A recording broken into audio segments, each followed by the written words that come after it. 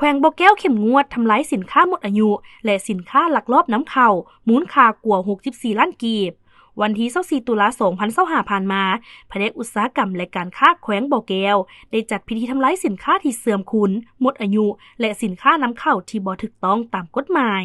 พิธีดังกล่าวได้จัดขึ้นภายใต้การนำพาของท่านนางศรีอำไพโสระธีหัวหน้าแผนกอุตสาหกรรมและการค้าแขวงพร้อมด้วยคณะและภาคส่วนเกี่ยวข้องเข้าร่วมอย่างครบถ้วนการเคลื่อนไหวครั้งนี้เจ้าหน้าที่กวดกาการค้าได้ลงเคลื่อนไหวกวดกาอย่างจริงจังเป้าหมายแม่นบรรดาห้านค้าห้านขายยกย่อยรวมทั้งห้านขายเครื่องอยู่ตามโรงเรียนประถมและมัธยม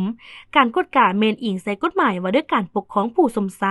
และข้อกำหนดต่างๆที่เกี่ยวข้องโดยเฉพาะแม่นคำสั่งเกี่ยวกับการติดสลากสินค้าเป็นภาษาลาวผ่านการกวดกาทั้งหมด96หัวหน่วยธุรกิจเจ้าหน้าที่ได้ดำเนินการตักเตือนและเฮ็ดบทบันทึกต่อเจ้าของห้านที่ละเมิดกฎหมายและระเบียบการถึง25หัวหน่วยนอกจากนี้ยังได้ดำเนินการยึดสินค้าอุปโภคบริโภคที่เสื่อมคุณหมดอายุและนำเข้าบ่ถูกต้องจำนวน82รายการซึ่งมีมูลค่ารวมสูงถึง 64,560,000 กีบสินค้าทั้งหมดที่ถูกยึดได้ดังกล่าวได้ถูกนำมาทำลายทิ่มตามขั้นตอนเพื่อเป็นการยั่งยืนถึงความจริงจังของเจ้าหน้าที่ในการปกป้องสุขภาพและผลประโยชน์ของประชาชนแขวงบ่อแก้วพร้อมทั้งเป็นการตักเตือนให้บรรดาผู้ประกอบการธุรกิจต้องเอาใจใส่ปฏิบัติตามกฎหมายและระเบียบการค้าของสาธารณรัฐประชาธิปไตยประชาชนลาวอย่างเข้มงวด